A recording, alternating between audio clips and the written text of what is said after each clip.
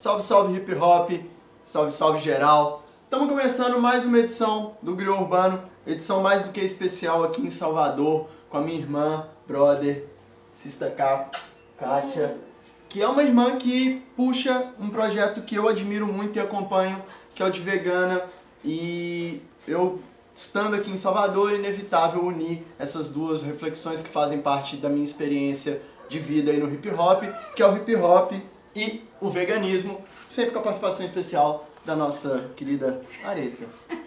Você queria isso, né? Conseguiu. Então, é isso. Começando mais uma edição do Griot Urbano. É nóis. Então, família, dentro de várias experiências e várias reflexões que eu tive dentro da cultura hip hop, nesses processos eu tive contato com alguns irmãos e irmãs que vieram trazendo para mim essa reflexão da alimentação e da forma como a gente se alimenta no mundo e na sociedade atual, e o questionamento natural de várias pessoas, esse consumo desenfreado de carne, de derivados, e aí naturalmente eu acabei caindo na coisa do vegetarianismo e agora caminhando para o veganismo. E aí, nesse processo, a gente acaba atraindo as pessoas que têm esse mesmo tipo de construção e buscam essa mesma construção. E aí a Kátia foi uma dessas pessoas que eu encontrei pelo caminho, assim como vários amigos e amigas aqui de Salvador que são veganos, veganas, e por isso até eu acho que eu venho tanto pra cá, por essa conexão. E aí, Kátia, eu queria que você falasse um pouquinho dessa sua experiência com o veganismo e como é que isso se relacionou com o hip hop, se relaciona com o hip hop para você, se teve essa conexão logo via hip hop, se veio antes, como é que você trouxe isso para o hip hop, como é que você trabalha isso dentro de uma cultura que é uma cultura que é tão diversa e que essas reflexões sempre cabem, assim, né? Como é que é isso? Como é que foi, como é que é isso para você, assim, sacou? Então, o meu contato com o veganismo vem da cultura punk hardcore, né? Sim. Que também tem uma ligação muito forte com o hip hop.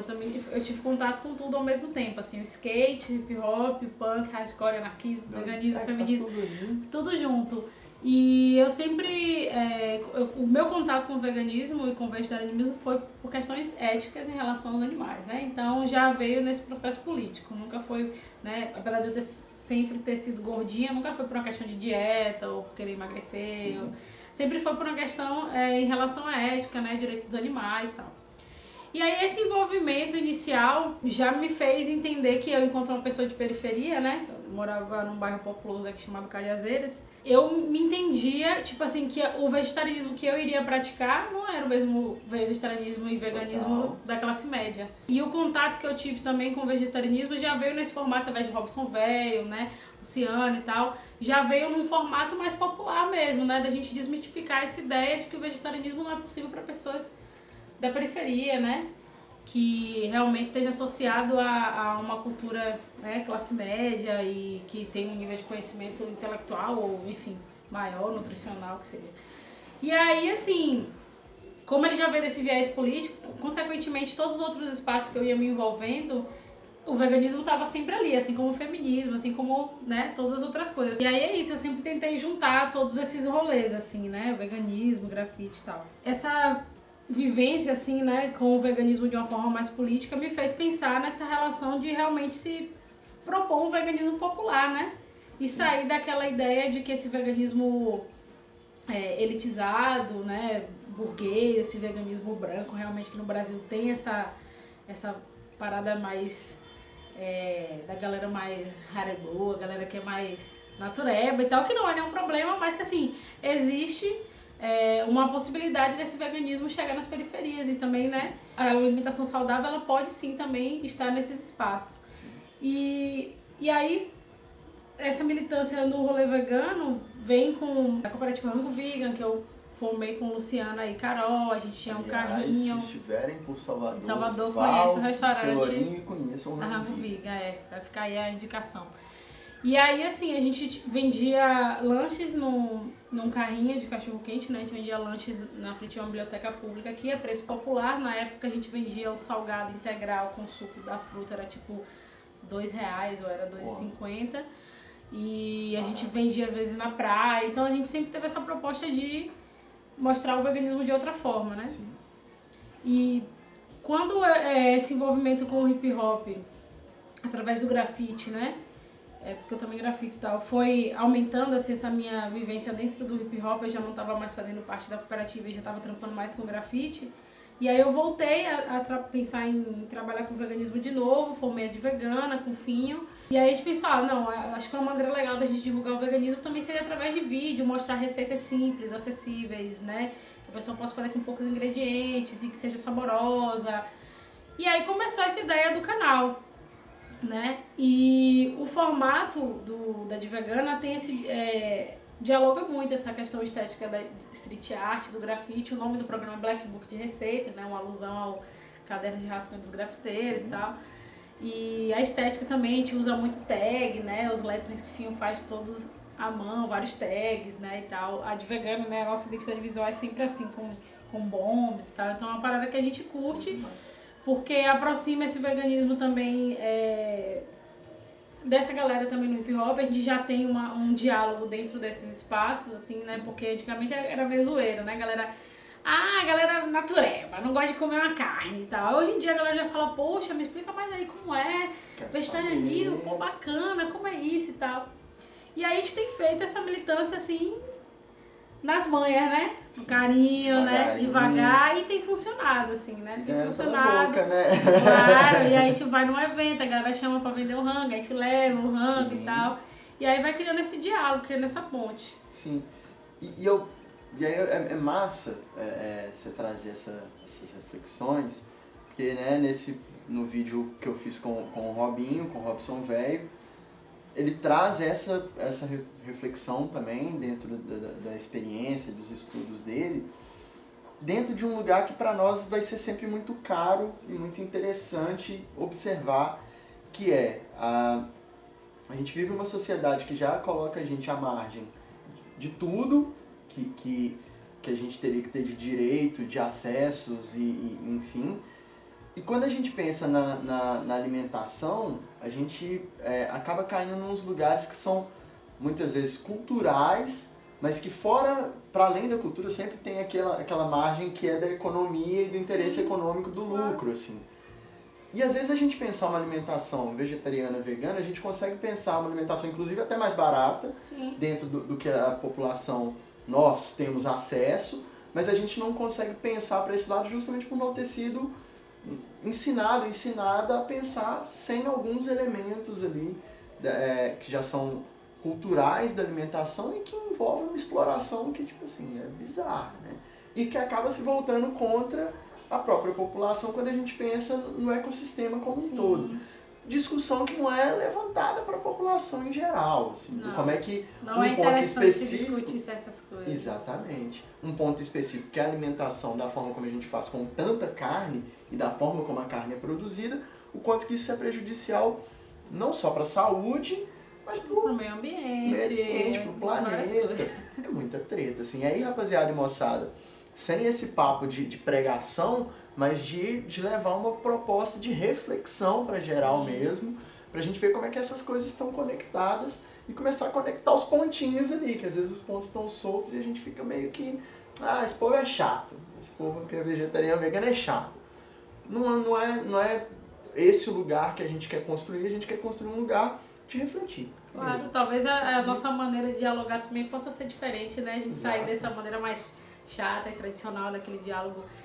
Por isso que, assim, existem formas e formas de falar, né? Eu acho que, assim, a questão da alimentação tem essa, tipo, alienação através da alimentação, assim.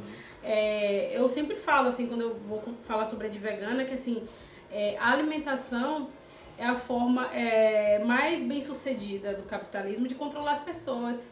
Porque é muito imposto, assim, a maneira como você vai comer, o que você vai comer e quais são o tipo de alimento que você vai ter na sua casa, porque a justificativa quando você compra um alimento processado, industrializado, com conservantes, com código de barra, ele vai durar mais, ele vai render mais, ele tem a cor mais bonita, no caso dos transgênicos, né? Ele é bem maior, então vai render mais. Então sempre tem esse viés da pessoa enganar a população com o papo de que ela vai ter uma alimentação, né, em maior quantidade, né? Vai gastar menos e vai ter mais comida. Só que existe esse lobby, né, das grandes indústrias alimentícias com as grandes indústrias farmacêuticas, né? Então, assim, a carne, da maneira como ela é produzida no Brasil, o que se come no Brasil é praticamente o lixo dessa carne, assim, né? Porque muita coisa vai para exportação. A mesma coisa dos laticínios. O que é consumido no Brasil de leite, dos derivados do leite, é basicamente o resto, né? Sem contar que, assim, nas periferias, o que chega de carne é o lixo do lixo, que é tipo os embutidos, né? Que aí vem mortadela, presunto, que é tipo o resto do resto que foi processado, misturado com isso, cheio de aromatizante, conservante, sabe? Então, assim, chega, tipo, é o velho quitute, né? Aquelas comidas que chegam, assim, eu vivi numa condição, assim, quando eu era nova, que realmente, assim, a carne da minha família, numa época era tipo assim, uma vez na semana a gente comia ou salsicha ou quitute.